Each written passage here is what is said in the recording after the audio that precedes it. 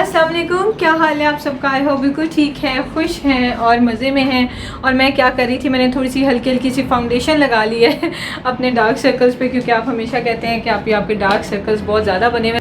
तो ये देखें, अब डार्क सर्कल्स मेरे हो गए हैं कम, बहुत ज़्यादा नहीं लगाई कि फिर बहुत ज़्यादा नकली लगेगी तो होपफुली अब आपको जो है वो नहीं फील हो रहा। देखिए डार्क सर्कल्स तो बहुत थोड़े से मेरे, ज़्यादा तो है ही नहीं खैर चीप जोक्स बंद करती हूँ। तो अभी जो है ना, मैं आज किचन को रीअरेंज करने का सोच रही हूँ। एक तो ये कि पहले तो लेकिन मुझे किचन के बर्तन धोने हैं, बर्तन मेरे इकट्ठे हुए हैं, तो वो अभी मैंने वॉश करने से पहले ही वीडियो स्टार्ट कर ली है। तो वो वॉश करने के बाद ना मुझे ये जो सारा मेरा किचन का रैक वाला एरिया है ना, मुझे उसको रीअरेंज करना है, क्योंकि मुझे लगता है कि उसके ऊपर ना चीज़ें पड़ती जा रही हैं आ के ना सारी चीज़ें हम उसी के ऊपर रख देते हैं। ये देखें यहाँ पे ना ये माइक्रोवेव है और इसके साथ ये फ्रूट रैक है। फ्रूट रैक तो यहीं पड़ा रहे, लेकिन मेरा मकसद यहाँ पे ये होगा कि ये माइक्रोवेव जो है ना, ये यहाँ से उठा दिया जाए, ये सारा काउंटर टॉप जो है ना, जो कि सब भरा हुआ है ये खाली हो जाए। और ये बाय द वे गिफ्ट तैयार है मेरे लिए तो खैर, तो ये मैं समेट के, और बेसिकली मैंने ये काम करना है। आप ये देखें, ये सारे ग्रेन्स वगैरह और सारे जो ये पाउडर, मैदा, चीनी और चावल, इस तरह की चीज़ों की जो है ये स्पाइस जार्स उधर पड़े हुए हैं, फिर जूसर वहाँ पे पड़ा हुआ है, और ये जो एयर फ्रायर है ये यहाँ पड़ा हुआ है। एयर फ्रायर जो मैं रोज़ों में ही ज़्यादातर यूज़ करती हूँ, उसके अलावा तो मैं इतनी इसी दफ़ा टेंशन नहीं देती, क्योंकि और इतनी रेसिपीज़ होती हैं, इतना काम होता है करने वाला तो खैर उसके साथ ये मेडिसिन वगैरह यहाँ पे रखी हुई हैं, क्योंकि मिशारी, ऑब्वियसली मिशारी के एक्सेस से इनको परे रखना है। और उसके नीचे ये एक मेरा टोस्टर है और एक ये अवन है। आज मैंने इसको चूँकि अरेंज करना है, तो सारी चीज़ें अब यहाँ पे बिल्कुल ही ज़्यादा रैंडम रखती हैं।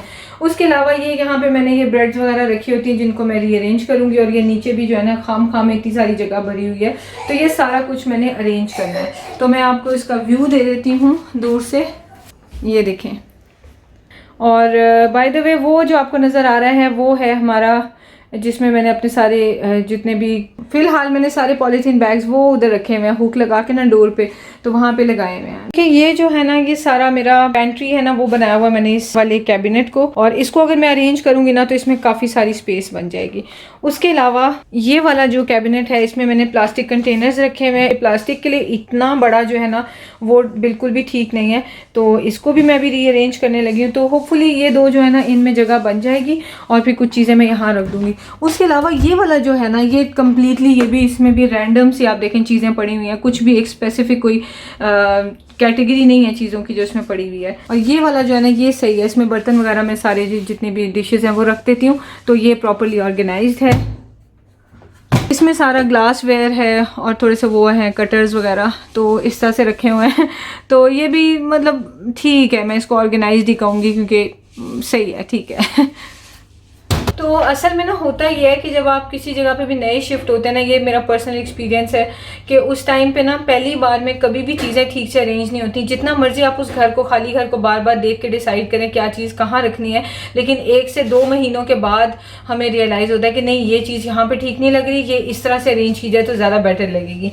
तो किचन जो है, ये वाला जो मेरा रैक है, इसको मैंने बहुत ही बुरी तरीके से, जैसे कहती हैं, शव की हुई हैं चीज़ें इसके अंदर, और बहुत ही मैंने इसको मैसी बनाया हुआ है। इसको मुझे थोड़ा सा क्लीन लुक देना है। और बाकी वो जो मेरा स्पाइस रैक है, आई सिंपली लव इट, मुझे बहुत बहुत पसंद है मेरा वो स्पाइस रैक। और ये आपको हमेशा से पता है, जो मेरी वीडियोस देखते हैं शुरू से, उनको पता है कि ये जो ब्रेकफास्ट का जो रैक है, ये भी हम बना के बाहर रखते हैं। इनको कभी भी हम कैबिनेट्स के अंदर नहीं रखते, क्योंकि ब्रेकफास्ट की चीज़ें हमें बाहर ही ईजी और सूटेबल लगती हैं तो ये शुरू से हमारी आदत है। तो ये है, तो चले लगते हैं काम पे। पहले मैं इन कैबिनेट्स को रीअरेंज करूँगी, लेकिन हाँ, उससे पहले मैं बर्तन धो लूँ। आपसे मिलती हूँ 2 मिनट में। और फाइनली वो दिन आ ही गया कि जिस दिन मैंने अपनी लेजीनेस ख़त्म की और उसको साइड पे रखा, और ये डिसाइड किया कि मैं ये काम कर लूँगी, इसलिए कि किचन ही एक ऐसी चीज़ होती है जहाँ पे आपको कंफर्ट मिलता है सबसे ज़्यादा, अगर आपको कुकिंग का शौक़ होता है तो। और लेकिन मेरे किचन में ये हाल हो चुका है 1 महीने या आई थिंक 1.5 मंथ के अंदर अंदर की चीज़ें सारी इस तरह से बिखर चुकी हैं कि कुछ समझ में नहीं आता कि क्या रखूँ। और शुरू में वैसे मैं इतनी वरीड भी नहीं होती कि हर चीज़ अरेंज करके रखनी है। जब भी किसी नए घर में शिफ्ट होती हूँ, तो मैंने, जैसे कि आपको पहले भी बताया कि मुझे 1 महीना तो लग जाता है समझने में कि क्या चीज़ की परफेक्ट प्लेस कहाँ पे है, तो वो मुझे पता चल चुका है। तो मैं इसलिए इसको अरेंज करने बैठ गई हूँ। और फिर वैसे भी स्पेस ज़्यादा बन जाएगी तो किचन ज़रा ऑर्गेनाइज लगेगा, तो मुझे ज़रा मज़ा आएगा इसके अंदर काम करने का। तो ये देखें अभी मैं ऑर्गेनाइज़ कर रही हूँ तो कितनी सारी स्पेस ऑलरेडी बनती जा रही है, क्योंकि सामान उतना है नहीं जितना उसने स्पेस ऑक्यूपाई की हुई थी। और वैसे भी आज लंच या डिनर बनाने का मेरा प्लान नहीं था, कुछ पड़ा हुआ था खाना वगैरह, वही हमने खाना था। और यहाँ पे ये आप देखें कि बीच में हर थोड़ी देर बाद इंटरफेयर करने हर काम में मिशारी आ जाता है, ज़ाहिर है उसकी एज है। और आज तो बिल्कुल रफ हुलिये में फिर रहा था, क्योंकि शहजाद जो हैं वो फर्नीचर वगैरह इस दिन सेल करना था और काफ़ी अपने कामों में लगे हुए थे, और मैं अपने कामों में तो बस मिशारी जो है ना इग्नोर हुआ था, सिर्फ खाना पीना उसे टाइम पर मिल रहा था। ये देखें हल्क तो खाना पीना उसे टाइम पे मिल रहा था, बाकी जो है ना वो उसको चेंज वगैरह हमने अच्छे से नहीं करवाया था। तो खैर यहाँ पे आ गया था मिशारी पॉपकॉर्न के लिए, और पेंट्री में उसने पॉपकॉर्न्स देखे तो उसे चाहिए थे। और ये माइक्रोवेव वाले पॉपकॉर्न्स जो है वो बहुत पसंद है हम सबको, और हम बड़े शौक़ से खाते हैं। तो एनीवेज़ लेकिन मैंने जब बनाए तो मुझे आइडिया नहीं हुआ, और मैंने कम टाइम में माइक्रोवेव किया तो वो हाफ़ बन गए। तो खैर अब मेरे पास पेंट्री वाली कैबिनेट में काफ़ी स्पेस हो चुकी थी, तो मैंने ऊपर से ये सारी चीज़ें जो मैंने लाइन में रखी हुई थी जो कि बिल्कुल भी अच्छी नहीं लगती थी, तो मैंने इनको सारों को उतार लिया और बस अब इनको मैं अरेंज करना शुरू करूँगी। वहाँ पीछे आपको वो मेरे कटर्स वाला बॉक्स भी नज़र आ रहा है, और ये स्पाइस जार्स भी नज़र आ रहे हैं। बस रैंडमली चीज़ें आप देख लें, इससे आइडिया लगा लें कि मैंने कैसे रखी हुई थी, और ये सब जो हैं वो कैबिनेट में ईजीली शिफ्ट हो सकती हैं। और यहाँ पे मैं एक नाकाम कोशिश कर रही थी इसके ऊपर, ये जो मेरा एयर फ्रायर है इसके ऊपर एक पॉलीथीन बैग लगाने की, ताकि इसके ऊपर डस्ट वगैरह ना पड़े, लेकिन वो सेंटा क्लॉज लग रहा था और फिर मुझे अजीब सा लगा था मैंने उसको उतार दिया इसके ऊपर से, और लेटर ऑन मैंने अपना एयर फ्रायर वापस उस जगह पे रख दिया था, क्योंकि यहाँ पे भी इस तरह से अच्छा नहीं लग रहा था ये सब पड़ा हुआ।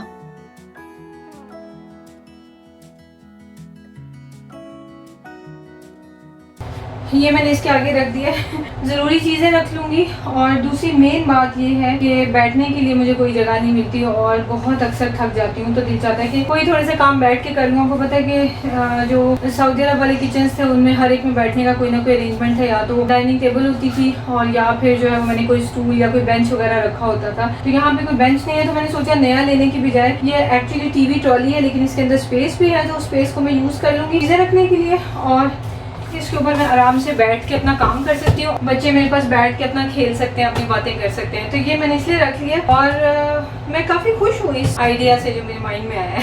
चलिए बाकी काम पे लगते हैं। इसके पीछे जो है मैंने वो चीज़ें रख ली हैं नीचे वाली साइड पे जो मुझे बहुत रेयरली चाहिए हो, तो बाकी सारा वो है कि जो बिल्कुल हमें फ्रेश चाहिए, फ़ौरन चाहिए, तो वो सारा मैंने यहाँ रखा होता है। तो इस वक्त बाहर लोग आ चुके थे, घर में से जो सामान लेके जा रहे थे, हमने सेकंड हैंड फर्नीचर शॉप वालों को सेल किया था, तो वो लोग पहुंच चुके थे, और मैं शहजाद की हेल्प नहीं ले सकती थी, तो मैंने खुद ही, ये माइक्रोवेव काफ़ी हैवी है, ये बहुत हैवी है, और इसको मैंने खैर खुद ही उठा के तो हीरो बन के मैंने इसको यहाँ पे रख लिया, और चलें ये काम भी हो गया। और बस मिशारी को अटेंशन चाहिए थी मामा से, सो इसलिए मिशारी जो है मामा के साथ साथ ही फिर रहा था, लेकिन चले काम काफ़ी हद तक हो ही चुका था उस वक्त तक। 2 hours later. ये है मेरे किचन का न्यू लुक, जो कि माशाल्लाह किचन जो है ना वो बहुत स्पेशियस लग रहा है। ये देखें, ये वाला काउंटर टॉप तो पहले से ही मेरे पास था, और अब ये देखें इस पे इलेक्ट्रॉनिक्स पड़ी हुई है राइट साइड पे, और लेफ़्ट साइड पे बस ये है, और वो तो सेम है रैक ब्रेकफास्ट वाला, और इधर भी आपको पता है सेम है रैक ब्रेकफास्ट वाला। और time for the big reveal. ये देखें, ये है मेरा रैक जो कि अब बहुत ही ऑर्गेनाइज्ड और नीट लग रहा है। और अब मैं आपको बताती हूँ कि यहाँ पे क्या रखा है मैंने। ये पीछे जो लास्ट वाला आपको नज़र आ रहा है जो शेल्फ़ है, इसके अंदर मैंने जो स्पाइसेस वगैरह जब जार्स में डालते हैं तो जो लेफ़्ट ओवर होते हैं वो उस तरह की चीज़ें रखी हैं, और ताकि जो मुझे हर वक्त नहीं यूज़ करनी ना वो इसमें रख दूँ। सामने मैंने ये टीवी ट्रॉली है जिसको मैंने बेंच के तौर पे यहाँ पे रख लिया, क्योंकि काम करते करते दिल चाहता है कि इंसान बैठ जाए। और इसके अंदर मैंने जो है वो थोड़े से ग्लासेस वगैरह कंटेनर्स में, उनके बॉक्सेस में ना ग्लासेस वगैरह पड़े हुए हैं और डिज़र्ट बोल्स हैं जो मैं लेके आई थी यहाँ पे आने के बाद, तो वो मैंने इसमें रख दिए हैं। उसके अलावा उससे ऊपर जो रैक है उसमें ब्रेड्स वगैरह हैं, जूसेस ड्रिंक्स वगैरह हैं और टिश्यू बॉक्सेस वगैरह हैं, सिंपल चीज़ें। और उसके बाद ये है मेरा माइक्रोवेव और अवन, जो कि मुझे लगता है कि मेरी बहुत बड़ी अचीवमेंट है कि मैंने इन दोनों को ना, मुझे ये आइडिया आ गया कि इकट्ठे रख लूँ, ऑल दो मैंने इनको इकट्ठा यूज़ नहीं करना एनीवेज। तो ये जो माइक्रोवेव है और जो मेरा अवन है इसके दरमियान में गैप काफ़ी कम है, और जिस वक्त मैं अवन को यूज़ करूँगी तो उस वक्त मैं माइक्रोवेव को थोड़ा सा इस तरफ कर दूँगी, अदरवाइज़ ये सामने सामने साथ साथ पड़े नहीं, कोई मसला नहीं है। और अवन को मैंने जो उसका बटन ऑफ रखा हुआ है ताकि गलती से भी मिशी अगर उसको बटन घुमाए तो वो ऑन ना हो, तो इस तरह से है। और उसके अलावा ये ऊपर वाला रैक है, इसमें बहुत ही ज़्यादा फजूल रैंडम चीज़ें थी। अब इसके अंदर सिर्फ ये है मेरा एयर फ्रायर और ये टोस्टर हम बहुत कम यूज़ करते हैं इसलिए मैंने इसको ऊपर रख दिया। वैसे भी ये पहले यहाँ पड़ा हुआ था तो नीचे रखने की इसकी कोई तुक नहीं बनती कि क्या करना है नीचे रख के इसको, तो यहाँ पे रख के यूज़ हो सकता है। उसके अलावा तीनों तरह के टिश्यूज़ यहाँ रखे हैं। ये तो टिश्यू का नॉर्मल जो यूजेज के लिए पैक है, और ये टिश्यू रोल है, और ये पीछे किचन टॉवल्स हैं। उसके अलावा ये मेडिसिन वगैरह यहाँ रख दी हैं, और ऊपर जो है जो एक्स्ट्रा चीज़ें वो रख दी हैं। तो ये है जी लुक किचन की, जो कि मुझे बहुत पसंद है। ये देखें, ये बास्केट मैंने यहाँ पे लगा दी है और सारे के सारे जितने पॉलीथीन बैग्स थे इसमें आ गए हैं। और नीचे फर्स्ट वाले रैक में मैंने तिहामी के चिप्स रख दिए और उसके नीचे पोटैटोज़ और अनियंस और गार्लिक वगैरह। तो ये आबे ज़मज़म है और ये पानी की एक्स्ट्रा बॉटल्स हैं। तो ये है मेरा किचन। अब इसका मैं आपको वाइडर व्यू दिखाती हूँ। और ये है, ये देखें, अब लग रहा है ना मुझे मेरे हिसाब में NEET. Although thank you so much, आप लोग अक्सर मेरे किचन को देख के कहते हैं कि बहुत नीट है, लेकिन सीरियसली मुझे नहीं लगता कि नीट है। लेकिन अब मुझे अल्हम्दुलिल्लाह लग रहा है कि बहुत वेल ऑर्गेनाइज्ड है। अपने मीन्स में रहते हुए मैंने बहुत इसे ऑर्गेनाइज कर लिया है।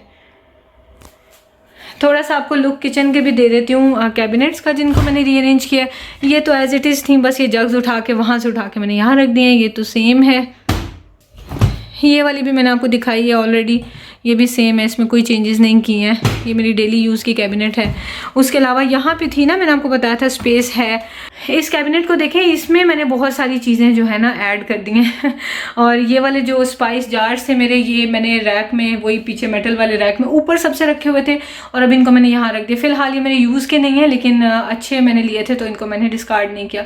उसके अलावा ये मेरी मेजरिंग स्पून्स और कप्स है। और यहाँ पे ये जो आपको ये वाली बास्केट नज़र आ रही है, इस बास्केट में मेरी जो फूड फैक्ट्री है उसकी एक्सेसरीज़ हैं। और उसके अलावा बेकिंग के लिए जो जो भी चीज़ें यूज़ होती हैं, जैसे कि cocoa powder, brown sugar, icing sugar, chocolate chips, ये सब चीज़ें मैंने ऊपर रख दी हैं। मेरे कटर स्लाइसर्स वगैरह हैं, ये भी मैंने रैक में रखे हुए थे, उठा के यहाँ रख दिए हैं, और बाकी वही सेम है। इसके अलावा ये दो मेन थी जिनको मुझे ज़रूरत थी ऑर्गेनाइज़ करने की। तो पहले मैं आपको ये दिखा देती हूँ, इसको भी मैंने काफ़ी ऑर्गेनाइज़ कर लिया है। और अब इसके अंदर ऊपर तक काफ़ी चीज़ें मैंने सेट कर दी हैं, लेकिन अभी भी इस तरह से है कि मेरे एक्सेस में सब कुछ है और बहुत ईजीली मैं इसको यूज़ कर सकती हूँ। बस ये है ना कि एक जगह पे कोई एक महीना रहें तो समझ आती है मुझे एटलीस्ट के कैसे, मुझे फ़ौरन नहीं समझ आती। ये है जी मेरा पैंट्री कैबिनेट, और जो राइस वगैरह, कॉर्नफ्लावर और इस तरह की जो चीज़ें थी, बेसन, मैदा वगैरह जो कुकिंग में ज़्यादा यूज़ होती हैं, वो सारे मैंने जार्स यहाँ पे रख दिए हैं। ऑयल वगैरह है, और बाकी सबको सिंपली मैंने रीअरेंज कर दिया। तो ये सारा कुछ बहुत ईजीली इसके अंदर पूरा भी आ गया, और मुझे सब नज़र भी आ रहा है कि कहाँ कहाँ पे क्या पड़ा हुआ है। तो ये है सारे मेरे कैबिनेट्स। और यहाँ पे ये मेरा सेट है पूरा जो मैंने इलेक्ट्रॉनिक्स का रखा हुआ है। ये पहले जो राइस कुकर है, ये मैं बहुत फ्रीक्वेंटली यूज़ करती हूँ और राइस हमेशा इसी में ही बॉईल करती हूँ। और लेकिन ये भी रैक में पड़ा हुआ था, फिर उठा के मुझे यहाँ रखना पड़ता था, फिर मैं इसे यूज़ करती थी। तो अब मेरे लिए कन्वीनियंट हो गया कि ये सब मेरी डेली ऑलमोस्ट यूज़ की चीज़ें यहाँ पड़ी हुई हैं। उसके अलावा ये मेरा एक हैंड मिक्सर है, हैंड ब्लेंडर, चॉपर, कुछ भी कह लें, और ये एग बॉयलर है। और इसके अलावा ये मेरा वो फूड फैक्ट्री का ब्लेंडर जग इस पर रखा हुआ मैंने, और साथ में ये मेरी है केटल। आई होप आपको ये वीडियो अच्छी लगी है। अपना ख्याल रखिएगा और हमें भी दुआ में याद रखिएगा, और टेक केयर। अल्लाह हाफिज़। और बग़ैर कुकिंग के वीडियो ख़त्म करने का मुझे मज़ा नहीं आ रहा था, तो मैंने सोचा चलें आपसे एक रेसिपी शेयर कर लेती हूँ। और मैं बना रही थी यहाँ पे खोया मलाई रोल्स, जो कि बहुत इजी हैं, बहुत ही क्विक और ईजी रेसिपी है और कॉमन रेसिपी है। तो लेकिन मैंने सोचा कि मैं आपको अपने स्टाइल में सिखा देती हूँ और सिर्फ 3 इंग्रेडिएंट्स से आपको ये इजीली आप बना सकते हैं। तो यहाँ पे मैंने 1 लीटर दूध ले लिया है और उसको मीडियम टू लो फ्लेम पे हमने पकाते जाना है। साथ साथ चम्मच से इसको साइड से स्क्रैप करते जाना है और हमने इसको गाढ़ा करके इसका बनाना है खोया, जो कि बहुत इजी है और सिर्फ आपने ध्यान रखना है कि लग नहीं जाए। तो यहाँ पे मैंने साथ में चीनी भी डाल दिया, मैंने 1.5 चम्मच डाली, आप चाहें तो 2 चम्मच भी डाल सकते हैं। और उसके बाद बस इसको हम पकाते जाएंगे। कोई भी कोशिश करें और काम ना करें, या अगर कोई काम कर भी रहे हैं तो ध्यान पूरा इस तरफ होना चाहिए, क्योंकि क्या होता है कि दूध इस तरह का होता है कि नॉन स्टिक पैन्स में भी लगने की टेंडेंसी होती है उसमें। तो एक दफ़ा अगर इतनी मेहनत करके उसके बाद खोया या जो आगे हम रबड़ी बनाएंगे, अगर वो ब्राउन सी हो जाए, उसमें कोई ब्राउन से फ्लेक्स आ जाए, तो वो फिर कितने अजीब से लगेंगे। तो ये देखें, खोया जो है वो ऑलमोस्ट रेडी हो गया है। और अगर आपने 1 दिन एडवांस में खोया बनाना है, उस पर हम आगे बात करेंगे, तो इस स्टेज पे आप चूल्हा बंद कर दें, ठीक है। लेकिन अगर आपने सेम डे बना के डिज़र्ट सर्व करनी है, तो बस इसको थोड़ा सा हमने और ड्राई करना है कि बिल्कुल थिक और गाढ़ा सा ना हो जाए, लेकिन इसका जो ये बबलिंग वाला मॉइस्चर है ये ख़त्म हो जाए। ये देखें, विद इन सेकेंड्स बबलिंग ख़त्म हो चुकी है और मैंने इसको अब एक बोल में ट्रांसफ़र कर लिया है। और इससे अगर ज़्यादा थिक करेंगे तो फिर ड्राई सा होता जाएगा। इसको आपने बोल में निकालना है, उसके बाद आपने अच्छी तरह से कवर करके बोल को रखना है ताकि ऊपर से ड्राई आउट ना हो जाए खोया। और अब मैंने 1 लीटर दूध और डाल दिया इसी सेम पॉट में, और इसको हम करेंगे बॉयल। और उसके बाद इसमें चीनी डाल देंगे और साथ में इसमें इलायची डाल देंगे। इसको भी इसी तरह हमने चम्मच हिला हिला के पकाना, इतना है कि ये हाफ़ रह जाए। तो ये हमारी रबड़ी तैयार हो गई है। ये खोया मलाई रोल डिज़र्ट जो है ना, बहुत इजी है और 2 ही स्टेप्स हैं। खोया बनाना है और फिर आपने रबड़ी बनानी है, और ब्रेड के अंदर आपने खोया रोल करना है और उसके ऊपर आपने रबड़ी डाल देनी है। बस इतना सा काम है, वो आप आगे देखेंगे कैसे करना है। और इस डिज़र्ट को लेकिन मैं सजेस्ट करूँगी कि 1 दिन या 1 रात पहले बना के फ्रिज में नहीं रखें, क्योंकि क्या होता है कि जब आप ब्रेड को दूध में रबड़ी में भिगो के ज़्यादा देर के लिए रख देते हैं, तो फिर ब्रेड का टेस्ट जो है ना वो हमेशा दूध में आ जाता है और फिर डिज़र्ट जो है ना वो ब्रेड टाइप की लगती है उसका टेस्ट। जबकि अगर आप फ्रेश बनाएंगे तो आपको ऐसा कुछ भी फील नहीं होगा। तो इसलिए अगर आपने गेस्ट के लिए डिनर वगैरह अरेंज किया हुआ है और आप चाहते हैं कि डिज़र्ट 1 दिन पहले बना के फ्री हो जाए, तो आप खोया बना के रख लें और ब्रेड के किनारे वगैरह काट के रख लें। तो रबड़ी आप फ्रेश बना के तो फिर आप उस वक्त रोल्स पे डाल सकते हैं। तो यहाँ मैंने ब्रेड के स्लाइसेस ले लिए हैं, उनकी क्रस्ट मैंने रिमूव कर दी है और उनको मैं रोलिंग पिन से रोल कर रही हूँ। और इंग्रेडिएंट्स और उनकी क्वांटिटी वगैरह आपको डिस्क्रिप्शन बॉक्स में मिल जाएगी, वहाँ से आप चेक कर सकते हैं। और ये है वो खोया जो हमने बनाया था, और इसको मैंने रफली डिवाइड कर लिया है इक्वल पीसेस में।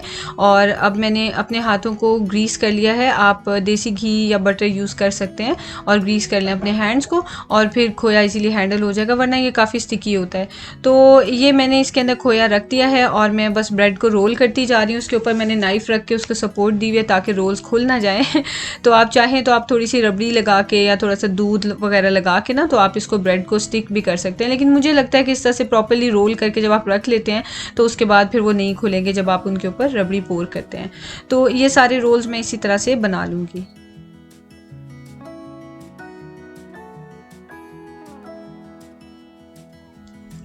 और ये देखिए, दूध हाफ रह गया। साथ साथ मैं इसको चेक कर रही थी, चम्मच हिलाती जा रही थी और किनारों से स्क्रैप ऑफ करती जा रही थी एक्स्ट्रा मलाई, और उसको भी बीच में दूध में ऐड करती जा रही थी। तो ये ज़बरदस्त सी क्रीमी सी जो है ना रबड़ी तैयार हो गई है। इसके अंदर सिर्फ दूध है, चीनी है और इलायची है। तो ये देखिए कि बिल्कुल रसमलाई जैसी तैयार हो गई है। और इसको गर्मा गर्म को मैंने एक जग में डाल लिया था और फिर इसको मैंने रोल्स के ऊपर पोर कर लिया था। और रोल्स मैंने 9 के 9 इसमें डाल दिए थे। मुझे रियलाइज़ हुआ कि नहीं, बहुत ज़्यादा टाइटली पैक हो गए हैं, तो उस तरह से लुक अच्छी नहीं आएगी, तो फिर मैंने एक बाद में निकाल लिया था। तो एनीवेज़ ये तो था बीच में एक जो ब्लूपर्स टाइप हो जाते हैं आपसे। तो ये आपने रबड़ी गर्मा गर्म डालनी है और फिर उसके बाद आपने क्लिंग रैप लगा के तो आपने इसको कवर करके रख देना है जब तक कि रूम टेम्परेचर पे ना आ जाए। रूम टेम्परेचर पे आ जाएगा फिर आप इसे फ्रिज में रख दें और ठंडा होने के बाद आप इसे सर्व कर दें। 2-3 घंटे या आधा घंटा जितना भी आपको टाइम लगेगा इसको ठंडा करने के लिए। और इसके रिव्यूज़ मैं आपको नेक्स्ट वीडियो में दिखाऊंगी, क्योंकि ऑलरेडी वीडियो काफ़ी लंबी हो गई है। तो मैंने सोचा कि नेक्स्ट जो रेसिपी है जो हमने लंच किया था, वो मैं कहना चाहिए अर्ली डिनर था, तो वो मैं आपको दिखाऊंगी नेक्स्ट वीडियो में। तो फिर उसमें आप इसके रिव्यूज़ भी देख सकेंगे। लेकिन फ़िलहाल के लिए ये है कि आप इसी को देख लें। और बहुत ईजी और बहुत ही टेस्टी रेसिपी होती है। खोया हम में से किसको पसंद नहीं होता, और रबड़ी तो हमें बहुत ही पसंद होती है देसियों को। तो आप ज़रूर ट्राई कीजिएगा और मुझे बताइएगा कि आपकी डिज़र्ट कैसी बनी। अब ये इसको मैंने ठंडा होने के लिए रख दिया था और उसके बाद मैंने इसके ऊपर फिर ये पिस्ते वगैरह डाल दिए थे और सैफ़रन जो है ज़ाफ़रान थोड़ा सा मेरे पास था पड़ा हुआ, तो वो भी मैंने इसको छोटा छोटा सा पाउडर सा बना के डाल दिया। तो ये देखें, आपसे इंशाल्लाह बहुत जल्द मुलाकात होगी। हमें दुआओं में याद रखिएगा और अपना ख्याल रखिएगा। टेक केयर, अल्लाह हाफिज़।